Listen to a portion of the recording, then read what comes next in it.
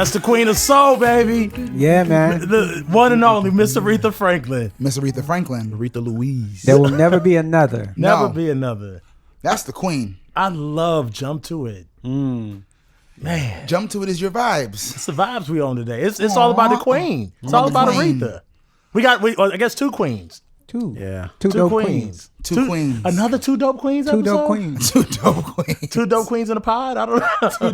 Two queens, one pod. Two queens, one pod. Now, this real talk though. This is two queens because we have the supreme queen, which is Aretha Franklin. But she's being portrayed by another queen, Queen Jennifer Hudson. This is amazing. We're getting some of the best guests. Some of the best. Kind of the best guests. Welcome to State of Black Music. State of Black Music. State of Black Music. Another week. This is a special bonus episode. Yeah, man. A bonus episode. So, yeah, man. Bonus episode. Fillionaire here. Claude Kelly, right here. Chuck Harmony is in the building. Tamone Bacon is here. What's going on? State of Black Music. But you're the key to my peace of mind. 'Cause you make me feel. You make me feel. It's exciting. Yeah, man. Because despite all the crazy things, we got to see a cool movie. We did. We did. The movie, we're talking about the Respect movie. Yeah. The biopic on Aretha Franklin, executive produced by the incomparable Jennifer Hudson. Yes. And what's so crazy is that, Phil, you got to talk to Jennifer about the movie after the premiere. It was insane. I was just like, okay, now first of all, y'all ditched me. Y'all thought so y'all, this is the thing. Oh, God. Y'all know I don't really like dealing with a lot of people. Claude, Chuck, and Tamone are normally the better out and about, and they love the whole live studio audience thing. And so they would ask me to do this thing one-on-one, but I want to tell you, I was so nervous without my co-host. So it was so good though. But having y'all there in the building to support was great. I know Tamone was busy doing Stellar Award stuff, but Chuck and Claude, we were in the building. And let us just say we were proud of our co-host Phil Thornton. Proud. It was a great interview. You look good, brother. You yeah, look good man. up there. Well, geez. Well, the next time y'all go do it on your Lester Holt. You know what I'm saying? I told him I was on my Ed Gordon. On your Ed Gordon. Ed Gordon. For sure. TJ Holmes. Okay, but just to give y'all a play of events, what happened was that we all met to watch this amazing movie, Respect. And then when the movie was over, Phil came out and surprised the audience with a beautiful interview with the star of the movie, Miss Jennifer Hudson, which I think everyone was pretty blown away by that. Yeah. Because, I mean, first of all, we've been locked away for so long that to see a real star pop out from behind the scenes and talk about this work was crazy. But let's talk about the movie first. Can we talk about the movie? The movie, because I was really curious after the Nat Geo Genius film that Cynthia Erivo starred, and I was like, what can they do in Respect? Like, what take is it? Like, but I have to say, I was very pleased, very impressed. Yeah. I thought, I loved what's my brother Marlon Wayans and the characters so Ted good. and so good. Our boy Forrest Whitaker. Black Panther. He's good in everything, but I feel like the casting for this one was better than the Genius Aretha one. Mm-hmm. Jennifer Hudson was made to play this role. Oh yeah. Aretha made the right decision by asking her to do it before she passed away. That's so cool to have her blessing. Right. You know what I'm because saying? imagine not having Aretha's blessing and trying to do a movie about her. I'd be a little worried. Yeah. But Jennifer Hudson's been amazing since she broke out in the scene with Dreamgirls, right? I just watched Dreamgirls. Which is, by the way, top 5, one of my favorite black movies. It's just so solid. But then to watch her growth, because I was really watching her face. And watching how she really became, the way she spoke, the way she walked, the pain on her face. It was so good. Mm-hmm. So good. Oscar-worthy good. That's my opinion. And real singing, too. Real singing. Real singing. Wow. Well, without further ado, let's jump into the conversation with Miss Jennifer Hudson. Ain't no way for me to love you if you won't let me. I'm still blown away. Like I can see it over and over again. So we have the pleasure not only to have the first public screening of Respect, we have the star of the film with us this evening. So she got too many awards, but I'm gonna just celebrate a few of them. NAACP Image Award, give it up for them. People's Choice, BET Award winner, Golden Globe. She's a multi-Grammy Award winner. Time Magazine says she was one of the 100 most influential people in the world in 2020, and she's also an Oscar winner. Oscar, can we say that? Ladies and gentlemen, stand on your feet, make some noise for the star of Respect, the incomparable Miss Jennifer Hudson.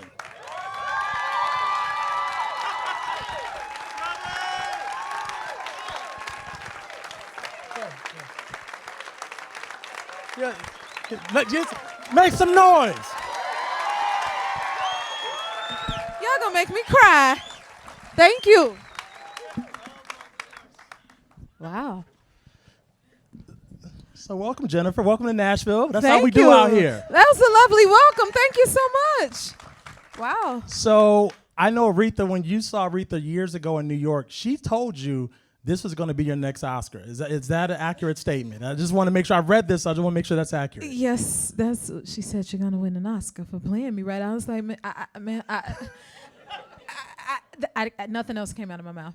It honestly did. I mean, I was sitting at the table with Aretha Franklin. And then she said, "Are you shy?" Something. I was like, "Well, I am sitting at the table with the Queen of Soul, Aretha Franklin." Yeah.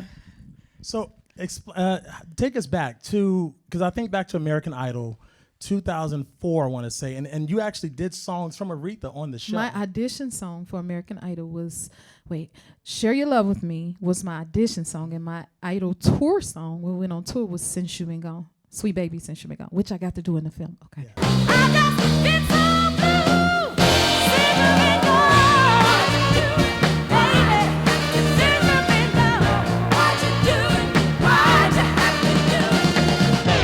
I'm a fan, okay? No, I can say. Let's just be clear. Okay. So take us back to when Aretha, that moment when she had talked to you about starring as her in the biopic. Like, what was that conversation, that feeling? Just take us back there. Well, our first conversation was 15 years ago. It was right after Dreamgirls, the whole run. And at the time, there was no script. It was just a meeting. And that was my dream as well. Like, after coming off of Dreamgirls, I was like, well, what is your dream role? And I'm like, well, I would love to play Aretha Franklin. I don't know if she heard that or where it came from, but then after that, we had our first meeting about it. And again, at the time, there was no script. And we just, because you have a lot of meetings in the industry where your agent has set you up with different people. So I don't know if it was that. I had no idea, but I knew I was in the table with Aretha Franklin. You know what I mean? The legend, the queen, and anybody's ever met Aretha, very intimidating. Like, yes. But sweet. Nice gowns is what comes to mind. Nice gowns. Yeah. Yes, did not give you much of anything. Yeah. You knew you were in the presence of royalty and the queen, and you better had known how to behave. Absolutely. You know, that type of thing. Like, yes, ma'am. Yeah. That's that. So this film, I want to also highlight that this film was directed by Liesl Tommy. Yes. An amazing, the first woman of color to be nominated for Best Director of a Play in a Tony Award project. So I want to make sure we acknowledge Liesl. And this is also her first feature film. But I also read that there were a number of Black filmmakers and screenwriters and others involved in the film. And you're an executive producer. First time. Yes. time. Thank you. Give it up. Talk about that as an executive producer. How was this part of the journey? How was it? I felt as though it helped me be a little bit more hands-on, because most projects you're the talent, you're the actor, and that's just that. But in this, it allowed me to be a little bit more involved and have more of a say-so. And I think for me, that's more due to because it's more than just another project, but it's personal to me, you know. And so it helped me be a part of it in that way, which is why I think it was necessary and helpful. State of Black music. So I've been, and this is in a healthy way, Jennifer, I've been stalking you the last couple of days because I knew I would see you. So I wanted to just I've been reading a lot of all things press, and I saw you were at the famed studios in Alabama, Muscle Shoals, Yes. just within the last 48 hours, Yes. where Aretha penned some of the most iconic songs. How do I know that? How do I know that? my But God. but everyone, what were some of the songs I'm looking at that were recorded Never there? loved a man. Never Loved I a don't know. Man, I don't Do need a Right card, Woman, honey. Do Do Right right Wo- woman. Yeah. Yes. If you wanna do right, whole day, woman, mama, you gotta be a do right. Those songs were done there, and to go there. What it feel like just Oh to be my in God. that same room? It felt spiritual. You could feel it. It almost felt like a church. Like you could feel it in the air. You could feel like the air of the legends, the greats, and to sit and look at the pictures. Like I live for stuff like that. So to be Same. there, to hear the stories, to look around the space, and then the way they had the room set up. It's so weird to have recreated these moments. I'm still trying to figure out, but then go to the actual place. Yeah. What is that? You know what I mean? So it made it even more a great experience, I guess, you know, to be able to be in that space and to know she was there. Man. Yeah. You did your great singing in this movie. Thank you.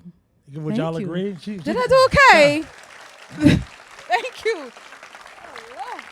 Thank you. And did I read accurately that every performance, every take was live? Yes. I wanted as an actor to experience it the way she did in life. So, or because when you're acting, it's not Jennifer Hudson, the singer. I'm not doing a radio record. Now the music is a narrative. It's a part of the story. It's storytelling, and you're recreating moments. So this is where the executive producer came in, and it's like, no, back during Dream Girls, I didn't have a say so. Okay, Jennifer sang the songs, that's gonna be that. But this is like, no, can we experience it in real time the way she did? So like anything that was a live performance, she sang it live. Well, we gonna sing it live. Wow. Church sing, was she live? Open the doors of the church. You can't recreate that. You have to let it be what it is. So to be able to allow at least some of my church background or my background to come in that way to say like it, to make it that much more authentic. And then some of the records where that was treated like records in the film. Okay, well, we're going to record it like a record because I want it to feel real. I like real things, you know? So you can't really match a vocal or emotion to a vocal that you recorded. But when the scene requires you as an actor to be emotional, well, when I recorded, I was happy. But then you want me to put emotion to this, and they may not go together. So if I can do it in the moment, it could be all one.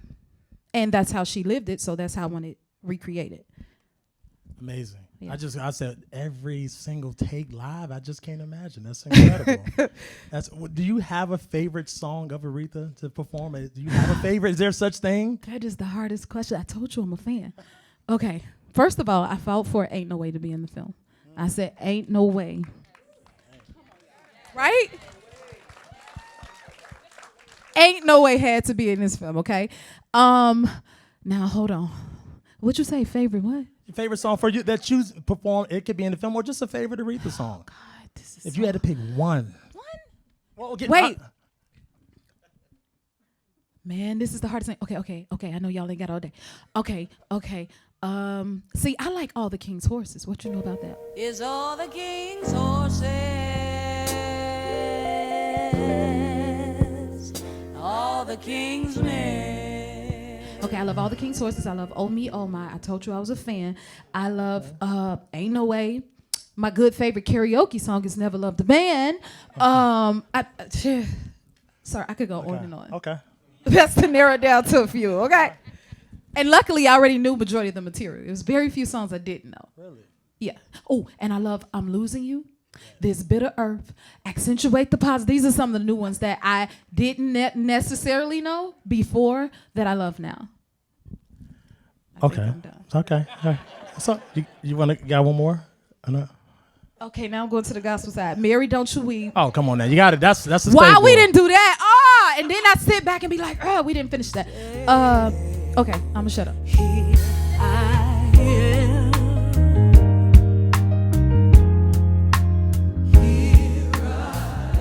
Jennifer, before you came out, the song "Here I Am" was playing in the end credit right after Aretha's amazing Natural Woman performance, and I was telling the audience that you co-wrote this song. I did. You did. Yes. With the incredible Carole King, who wrote Natural Woman. Yes. And Jamie Hartman. Jamie Hartman. Will I Am. And Will I Am produced it.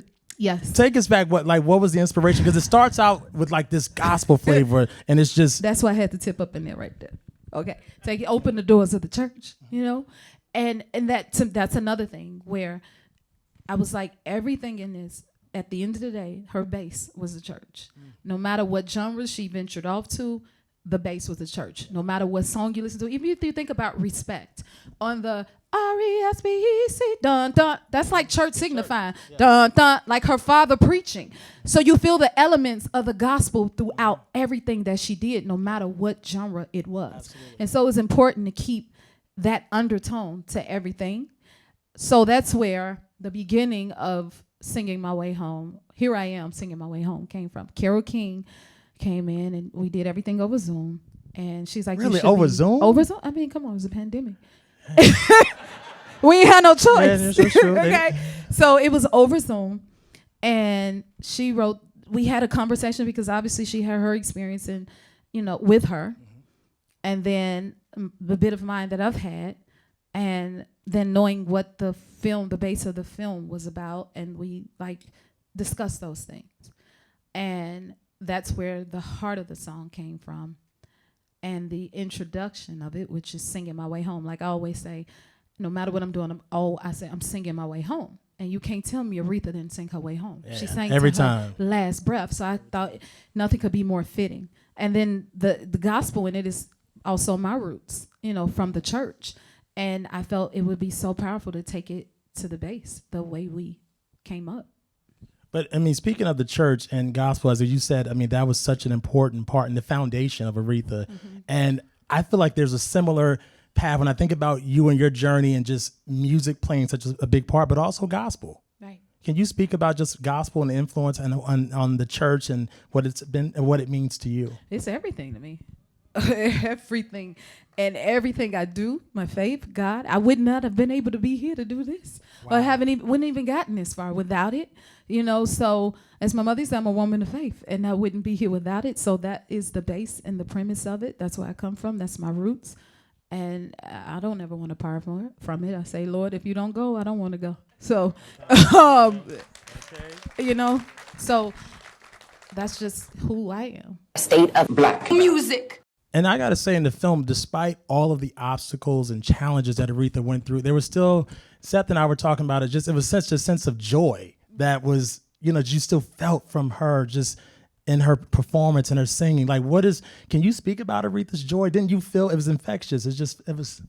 Yeah, I mean, I think that's part of the connection that has always connected to others or even inspired everyone. It's that joy, that unspeakable joy. No matter what, that is rooted in our faith. You know what I mean? That has carried her and, again, has inspired all of us. And to me, that is the power in this, to see someone that we hold in such high regard go through life things and still prevail and make it through it. Nothing but God, nothing but faith could bring you through it. You know what I mean? And you can't help but to be inspired by that. And I feel as though, I can't speak for her, but I can only speak from what I perceive it to be, or even know it to be for myself. And that's rooted in that faith, So the film was captured over 53 days between New York and Atlanta, right before COVID, everybody. So this was done. When I say right before, yeah, in the nick of time. Literally, I read 2 weeks before COVID, the lockdown. Or maybe a little under 2 weeks. So, Hold on, let me think about that. It was close. Okay. We wrapped just in time. So tell us about some of your fond memories from the set and just filming. Oh my God, everything. First of all, the cast, the crew. When I say everybody who was a part of that production was there out of love and respect, it was a passion project for everyone. Everybody put their hearts in it. It was not a single soul that was there that didn't want to be there. It was really, so it was a celebration, and everybody took it seriously and treasured it. and knew what they were there to do and was, there for. So we had the best time. Like, it was so enjoyable. We really enjoyed each other's company. We appreciated what we were doing, and we knew, what we were there to do. Yeah, amazing performances. I mean, Forrest Whitaker as Reverend C.L. Franklin. I was scared watching it at first. He so is I said, amazing. He was amazing though, but it scared me in some so moments. good. And then I think about Marlon Wayans as Ted. As Ted. Yes. Marlon played that role as Ted. He did. Yeah. Mary J. Blige just got up and turning tables. I didn't know what was happening. Like, she was awesome. Don't forget about Sky. The baby, young Aretha. Yes, no, she was incredible. Wasn't she amazing? And she played a young Tina Turner as well on Broadway. I said, well, what I'm going to do after you done bebop the bop? Hey, ain't nothing to do. So amazing. But such a great cast. But was there, I mean, again, I know it was a lot happening, but just, was there something funny that happened that you remember just in between? I'm just curious, a fun moment that you can share. Fun? Oh, you testing my brain. I mean, it was so much. I can't pick one thing. Oh, you got me there. Y'all didn't do no pranks on set? Walter, where you at? Did we? You don't No remember pranks, any Walter? pranks? No pranks. I'll think about it. Okay, if think I about think it. of something, I'll let you know. I need my cast members to help me out. R-E-S-P-C-T, find out what it means to me. R-E-S-P-C-T, take F-T-C-T. So what did you think is it about the actual song Respect as to why it continues to just resonate with people to this day? Because when you hear it, I listened to it on the car ride here, and the song still just, what do you think it is about respect, the song? I think it's so much under it. Think of the time in which it was done, the era that it was done, the fact that it was done, taken from a man, done by a woman in a time come on, y'all. In a time like that, it gives it so much meaning, substance, and power. And it's a real sentiment or statement and real things people can relate to. And it's so empowering, again, when you consider, being the actress to play this, being a fan, listening to the song. We already respected the song. We already loved the song. But when you go and do your research and think of the time that she was in, being a woman, being bold enough to sing a song like that and take it from a man, make it an anthem that will represent so much and mean so much to us as women, and the cost to be able to do something like that, it can't be nothing but empowering. You know what I mean? So it gave it that to me is the power of films, to give the undertone and the story and the narrative of what was going on during that time and the cost of it. That's a bold statement. If we sang it today, it wouldn't mean as much. But to do that, to be a black woman, and to do that in a time like that, and for it to have that type of presence, it couldn't help but to impact the people, you know? Yeah. And that's why, along with the gift, along with her anointing, so it can't help but to leave an everlasting impact on everyone. I Wow. think. At least that's my gathering so far. I love that. State of black Music. So I want to talk about it just because the film itself, I mean, it looks incredible, but the hair, the makeup, the wardrobe, that team, I want to give a round of applause for that team. Because Jennifer, in some moments, I thought literally, I'm like, oh, this is not Aretha. I mean, from the wigs to the gowns to everything, just the wardrobe. They everything. outdid themselves. For real. Yes. Who are these people? Only thing they didn't give me was the purse to walk out on the stage with it and put it on the piano. Aretha, man. That's the only part I forgot, baby. Give me that purse. Okay? But Clint Ramos did the costuming. Okay. Lawrence David. How I say his name? Davis. I call him seasoned salt. But anyway. And Stevie. What's Stevie's last name? You don't know. Stevie. Anyway, Stevie did makeup. Lawrence did hair. And Clint did the wardrobe. And the wardrobe alone. Yeah. I mean. Just what was that? I'm just the process of even just that. I mean, they were spot on with every look. Spot on. And initially the fitting was 83 different looks. Now it ended up being 50, I believe. So he had more to give you, is what I'm trying to tell you. Okay. It was just beautifully done. It really was. State of black music. We're gonna wrap up. But in closing, I want to just remind everybody, August 13th, Respect in theaters. We're gonna all get on social media because you're allowed to turn your phones back on now, and go on Instagram, Facebook, etc. But also the soundtrack is also out that same day with some amazing songs. So I just want to make sure everybody knew that film soundtrack.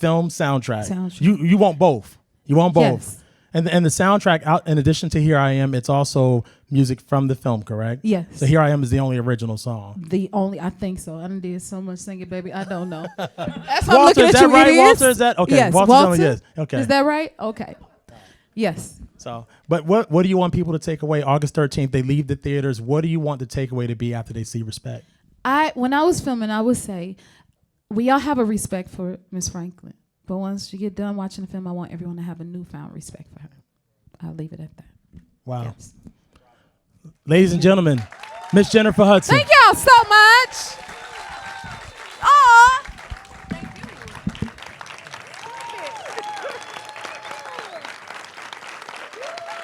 State of black music. Now that was a good conversation. Amazing. See, Yeah, Phil, man. you killed You were that. born to do this. Man. Come on, Philly. Yo, come on, man. I'm just trying to do my part, man. Make sure I just earn my keep over here. Make sure I earn my 25% over here. Can I tell you what I just learned that I You did not earned know? it. What I learned from the interview was that I knew she was going to sing good, but I didn't realize that she was singing live Every take. Yeah. every take. Every single take. That's crazy. That's crazy. And then when you hear it, you're like, yo, it's like It was pitch perfect. perfection. Yeah. It was perfection. So there's for those of you who understand, like normally with movies, you lip sync to a studio controlled recording that you do for the movie, so that you know there's no strange factors when you're filming it.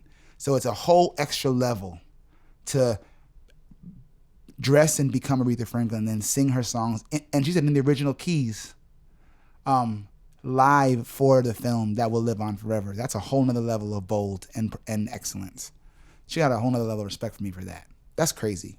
Respect. The film is in theaters right now, everywhere, and the soundtrack is available on all digital service platforms. State of black music. Phil, the verdict's in. You did a good job. No great gowns. No great gowns? No great guy. You were not great gowns today. That was Shout good. out to Aretha Franklin. For sure. Thank you to Jennifer Hudson. It was so cool. I never, really formally met Jennifer. I met her in passing quickly over the years, so it was super cool. But thank you, Jennifer. Thank you, United Artists, the film company, MGM, everybody, Epic Records. And it was a good conversation. So thank you to my co-hosts for your support. Of course. And this was a great bonus episode. Maybe we'll do more bonuses. I like this. Little flashes of information. Love it. Follow us on all social, State of Black Music Podcast. We're on Twitter, Instagram, Facebook. Subscribe. We're on YouTube. We're everywhere that you can get a podcast. We love your support. We got a lot more coming. And follow the National Museum of African American Music at the NMAAM on IG and Twitter. Yeah. And thank you to our friends at Visit Music City. For the love. Until next time. Peace. We out of here. No.